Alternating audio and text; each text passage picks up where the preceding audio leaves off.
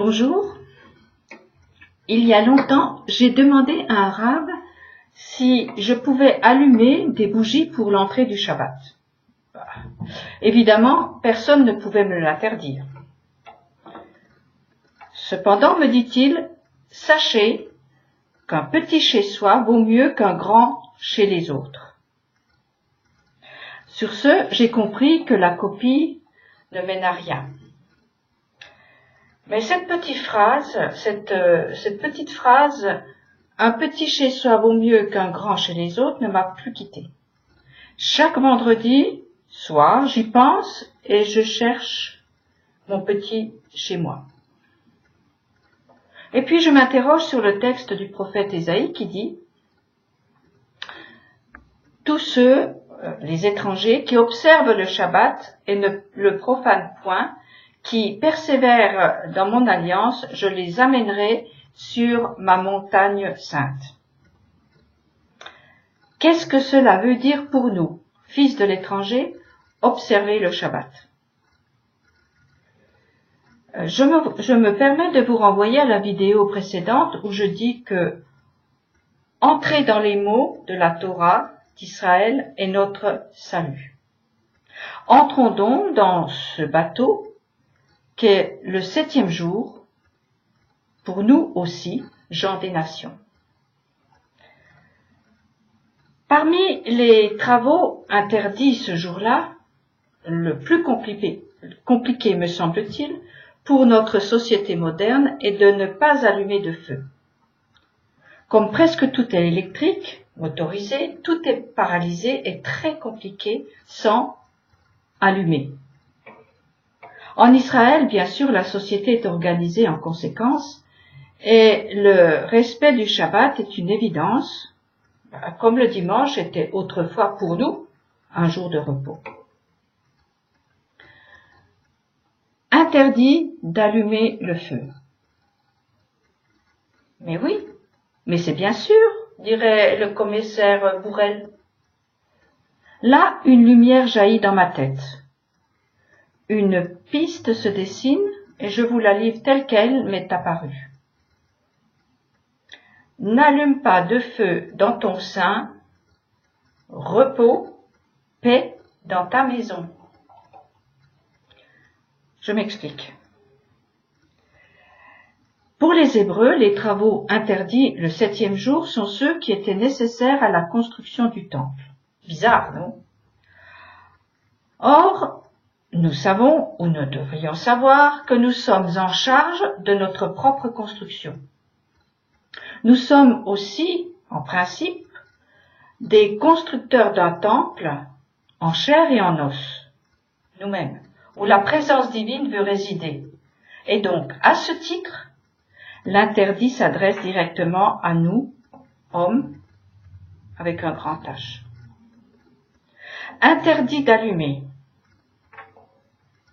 Comment allume-t-on aujourd'hui? En pressant sur un bouton, en tournant une clé ou encore en grattant une allumette. En imitant les Juifs qui ont mis en place des règles très précises pour ne pas désobéir, j'ai compris que j'étais dans le grand chez l'autre. Mon petit chez moi, c'est moi et ma maison, ma maisonnée. Alors, dans ce lieu, n'allume pas de feu le 7e jour. Dans le corps humain, ce qui représente le feu, donc l'énergie, c'est le système nerveux. Alors, n'allume pas, ne t'énerve pas, reste calme, ne discute pas de ce qui fâche, éloigne-toi des sources de stress. Prépare-toi à vivre cette journée sans montée d'adrénaline. Ésaïe, dans le fameux texte du chapitre 58, dénonce les jeûnes où l'agacement d'un ventre creux prend le dessus. Il met en parallèle le jeûne et la pratique vertueuse du Shabbat, qui est tout en respect, calme et sérénité. Alors, dit-il, on restaurera grâce à toi les ruines antiques. Tu relèveras des fondations qui datent des siècles passés, et tu seras proclamé le réparateur des brèches, le restaurateur des routes désormais populeuses. N'est-ce pas ce dont nous avons besoin pour nous et notre maison? Des âmes réparées, des corps restaurés, des couples sans brèche, des pères et des fils réconciliés. Oui, je sais, tout ceci a été promis aux héritiers de Jacob, cette grande maison capable d'accueillir l'étranger. Mais l'étranger doit respecter son hôte et le Shabbat qu'il applique, en respectant son propre calme et sa sérénité. Ça semble simple, mais essayez donc, et vous verrez que lorsque vous avez décidé ce retrait, des tracas quotidiens, comme une multitude de moustiques, semblent s'être donné le mot pour vous énerver. Bzzz, bzzz, et vous voilà tendu comme une corde de violon prête à se rompre. Ces moustiques, ce sont les casse-pieds de service que vous laissez entrer et qui exigent votre attention sur des questions qui peuvent attendre. Ce qui est urgent, c'est de garder le Shabbat. Tout le reste peut et doit attendre, sauf si c'est une question de vie ou de mort. Et ça l'est rarement. Vous ne pouvez pas vous imaginer le nombre de fois que je dois me dire en une seule journée, et justement particulièrement le 7e, n'allume pas le feu.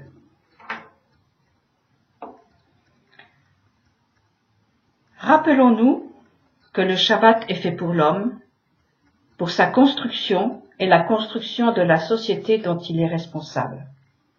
Copier l'autre ne mène à rien, sinon à recréer une confusion où tout est violence et solitude.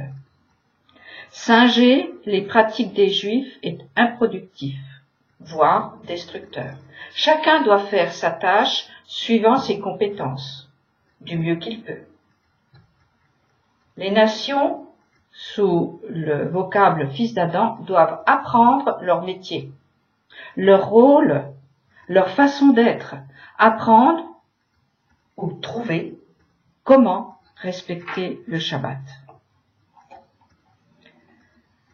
Lors de la construction du temple, il y avait divers corps de métier, très différents les uns des autres, et chacun avec son talent. Chacun a contribué à ce que ce bâtiment soit une merveille où a pu résider la présence divine. Il y avait des tailleurs de pierre, des chaudronniers, des tisserands, des brodeuses, que sais-je encore. Chacun son corps de métier. Aussi dans la construction qui nous occupe aujourd'hui, qui est celle de l'humain dans l'homme, il est insensé que la brodeuse ou bien le tisserand veuille imiter le maçon ou le ferblantier. Insensé de quitter son corps pour prendre celui de l'autre, comme si c'était la solution, avec un grand S. Et cela m'amène à me désoler que des femmes trouvent leur idéal en imitant les hommes, ce qui est l'image des nations qui cherchent à imiter les Juifs comme si c'était la solution. C'est juste de la sottise ou de la paresse. Notre mission à nous nations est bien particulière, différente et indispensable aux côtés d'Israël. À nous de construire notre chez nous à partir de leur enseignement et en harmonie avec eux. Il est dit que Japheth, un des fils de Noé, entre dans la tente de Shem, l'aîné.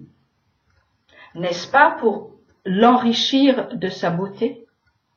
N'est-ce pas pour embellir ce qu'il est que Japheth le cadet entre dans la maison du nom? Nous avons des talents pour enrichir l'autre. À nous de les cultiver et de les offrir. Ce que j'ai compris de l'interdiction des travaux du 7e jour entraîne évidemment des dispositions pratiques. Mais elles sont personnelles, car chacun réagit différemment face aux contrariétés et aux difficultés.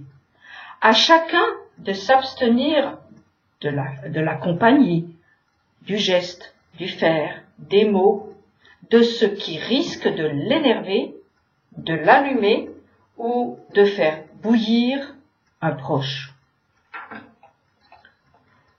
Construisons-nous. Construisons notre petit chez-soi où veut résider la présence divine.